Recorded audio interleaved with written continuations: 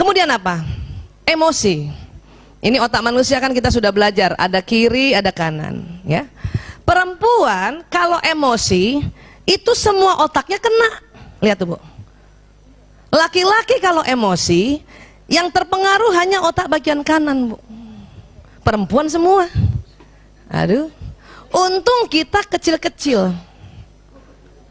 Laki-laki memang cuman kanan tapi gede dan cuman dua bagiannya. Bu Aisyah, apa sih kerja otak kanan? Otak kanan ini otak kreativitas, Bu. Otak kreativitas, ya, otak bergerak, otak olahraga. Ini otak warna, otak musik di sini. Yang kiri apa? Otak matematika, otak bicara, otak teratur, ya. Otak lihat tulisan-tulisan tuh di kiri. Maka seorang suami kalau dia sedang sedih anaknya sakit, yang terganggu cuman kanan, dia tidak kreatif saja, tapi kirinya masih bisa bekerja.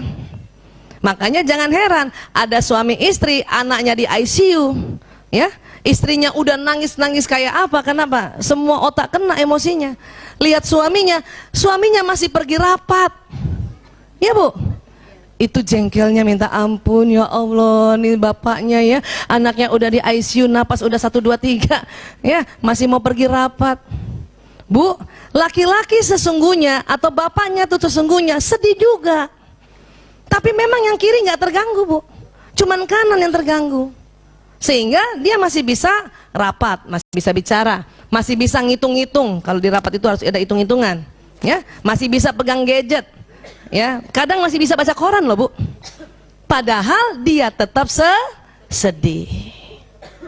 Kalau kita memang kena semuanya, Bu, kena semuanya, ya.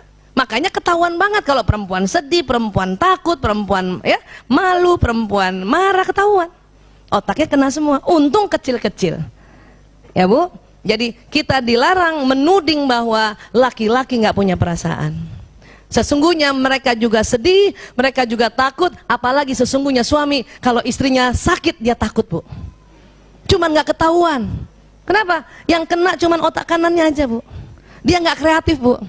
Ya, udah malas, yang tadinya rajin olahraga jadi kalau istrinya sakit dia olahraga. Cuman di rumah, ibu di kamar, dia baca koran. Dia pegang gadget. Kadang masih bisa rapat lewat gadget itu. Kadang dia bisa bikin hitung-hitungan. Karena otak kirinya tidak terganggu, tapi dia tetap sedih, bahkan takut kalau istrinya sakit, ya Bu. Kalau perempuan karena kena semua, ya Allah, ketahuan banget kita, ya, anak kita ya lagi di ICU kita sedih, ketahuan banget, Bu. Bahkan lagi masak aja masih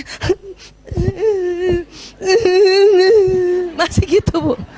Untung kecil-kecil, artinya apa? Perempuan masih bisa bekerja, tapi itu air mata nggak bisa ya dibohongin. Mobil mogok misalnya perempuan, dia cuman bawa sendiri, nggak ada orang lain, harus ya ganti ban mobil, itu sambil kenapa sih nggak ada?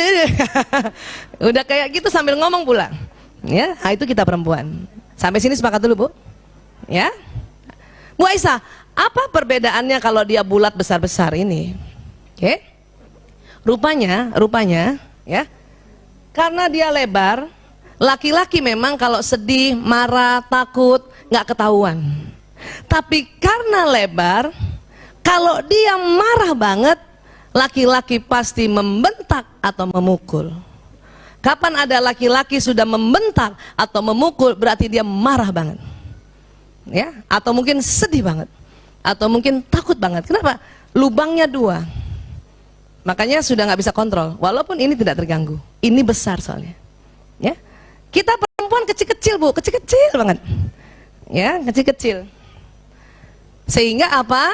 Sehingga kalau kita marah banget, bukannya meledak kayak laki-laki, malah diam 1000 bahasa, kaku, gitu ya, Bu.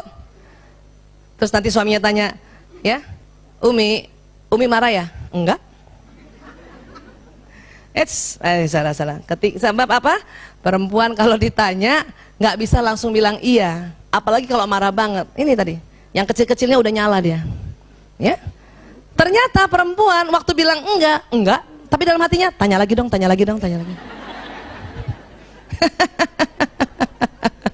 Ya. Nah, itu harus disampaikan tuh. Mudah-mudahan bapak-bapak mendengarkan. Pak, kalau istrinya marah tanya 3 kali, ya. Saya ternyata video kita Rumil sering dilihat bapak-bapak loh. Iya, kemarin saya ketemu bapak-bapak di daerah Pramuka mau ke sini.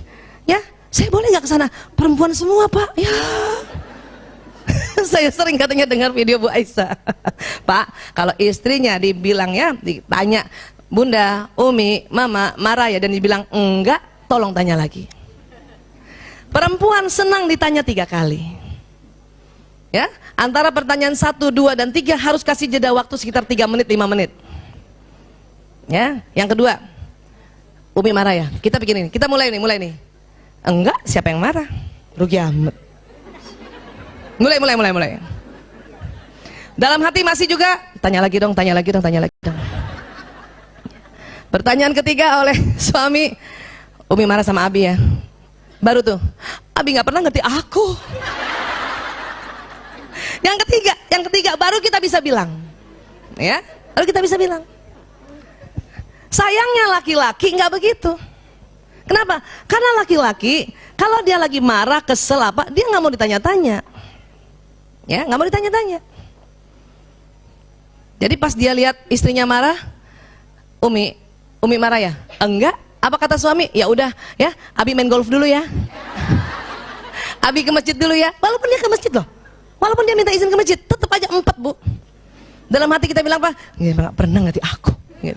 Kenapa? Karena kita belum ditanya 2 kali. Ya lagi, yang satu sudah, 2 kali lagi. Ya. Ya Pak ya. Nah, biar bapak-bapak ngikutin ya. Tapi tolong Pak, pertanyaan 1, 2, 3 kasih jeda waktu, Pak. Jangan diropel. Umi marah ya? Umi marah ya? Umi marah ya? Nanti istrinya ngomong ratusan. Harus dikasih jeda. Begitu juga kalau ketemu anak perempuan, Bu. Anak perempuan saya yang kelima ya. Anak saya yang kelima kan perempuan, alhamdulillah. Waktu dia masih SD saja, ya, sekitar kelas 3 SD. Suatu ketika dia ngambek di ruang tamu. Mukanya begini tuh anak perempuan. Saya lihat kan. Padahal saya sebetulnya sedang mau pergi kerja ya, karena ada konsultasi saya mau pergi. Saya lihat Ragil marah ya nak? Enggak. Gitu. Oh ya udah. Terus saya pergi. Terus dia WA saya. Apa dia bilang? Ibu, kenapa nggak tanya 3 kali? Oh iya lupa. Kenapa saya lupa, Bu? Anak saya 4 sebelumnya laki-laki semua. Saya lupa loh perempuan. Ya, walaupun udah belajar, Bu. Makanya mengapa yang sudah pernah dengar saya sengaja ulang-ulang. Kenapa? Ilmu yang baru harus diulang-ulang. Ya, saya aja lupa. Ya Allah, astagfirullah, maaf nah. Ibu lupa. Habis kakak kamu 4 laki-laki nggak pernah mau ditanya-tanya. Ya, itu tadi. Oke. Nah, sekarang setelah dia masuk, Bu, dia sudah panggil kita. Akhirnya apa? Di meja makan, bukan? Biasanya gitu ya. Kecuali pulangnya udah tengah malam banget. Nah, makan. Ya, meja makan tuh. Bu, ingat ya, laki-laki kan ngomongnya sedikit. Masih ingat ilmu itu? Minimal ya rata-rata 7.000 kata per hari. Ibu yang suaminya pendiam 5.000, Bu. Ya. Suami ibu yang watak pembicara ya kayak Sule misalnya, kayak ustadz-ustadz tuh biasanya watak pembicara itu bisa 9.000.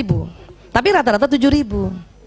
Nah, 7.000 itu sebetulnya malam hari sudah habis di kantor. Kadang waktu kita makan, kita perempuan karena stoknya masih banyak, 20.000 ini nggak habis semua, kita ajak ngobrol dah tuh suami kan. Ya, Abi tadi di kantor gimana? Suami, baik. Abi dengar-dengar kata temenmu ya Bi, ya ada yang mau dipecat ya Bi, gimana tuh Bi orang yang mau dipecat? Nggak tahu. Abi gimana sih, kan kantor itu punya Abi pimpinannya, masa nggak tahu yang mau dipecat itu? Padahal ya, laki-laki itu ya, jika wanita bicara, pria merasa diomelin. Pada malam hari.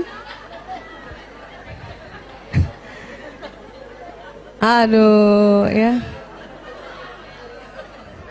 Kita nanya terus. Dia jawabnya satu-satu. Masih bagus ditanya. Biasanya cuman jawab, kan gitu. Ibu pernah ngomong panjang lebar dan suami cuman jawab, Apa rasanya, Bu? Kalau belum ada ilmunya, sakitnya di sini. Bukan lagi di sini. Tapi sekarang kita harus paham. Karena laki-laki yang masih aktif bekerja 7.000 kata sudah habis di kantor.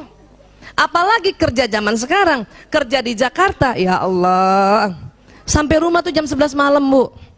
Kenapa? Alasannya ganjil genap. Harinya ganjil, mobilnya genap. Ya, kan harus di atas jam 10. Ya, udah habis-habisan tuh 7.000 kata laki-laki. Habis-habisan. Kita sementara sudahlah 20.000 kata, anak nggak banyak, di rumah banyak yang bantuin, pakai mesin cuci piring juga pakai mesin, ya, ngepel juga pakai mesin, maka 20.000 kata masih utuh. Suami pulang kita senang banget pengen ngobrol, cuman mulai sakit hati karena ngomongnya satu-satu, ya. Dan otak laki-laki, ya, sebetulnya dia sedih juga kalau nggak bisa ngobrol sama istrinya. Bahkan kadang-kadang bapak-bapak itu dia mancing, ya, supaya maksudnya perempuan diam. Dia mancingnya apa? Nanya tuh suami, Umi tadi seharian gimana? Udah cerita lah si Umi itu, ya. Ya Allah, tadi aku ke Rumil, Masya Allah, banyaknya sahabat-sahabat, ada dari Tambun, 3 bus, kan kita cerita kan? Ya, tapi tadi aku ya ayah ya, aku tadi tuh gimana ya, pakai sepatu slopnya tinggi banget terus patah. Kan kita cuman ngomong ya, tapi otak laki-laki apabila istrinya bercerita seperti itu, dia selalu ingin bantu, selalu ingin mau kasih solusi. Apa dia bilang? Sebentar. Makanya Umi kalau ke tempat-tempat kajian nggak usah hak yang tinggi. Dia kasih solusi bukan? Tapi kita apa? Bukan gitu, Abi. Karena perempuan cuman mau cerita. Otak laki-laki karena kasihan sama istrinya, dia kasih solusi, wujud tanggung jawab. Betul, Bu? Ibu pernah nggak lagi cerita ya, lagi curhat, Abi, aku sakit kepala. Apa kata suami? Solusi bukan itu? Solusi. Tapi perempuan, ya, bukan mau itu. Bahkan ibu-ibu sebelum curhat sakit kepala, dia sudah minum obat duluan. Iya kan? Sakit kepala udah minum paracetamol, baru curhat. Makanya waktu suaminya bilang, ya minum obat dong. Apa kita bilang? Obat apa lagi? Semua obat udah aku minum. Ya, marah sih ya.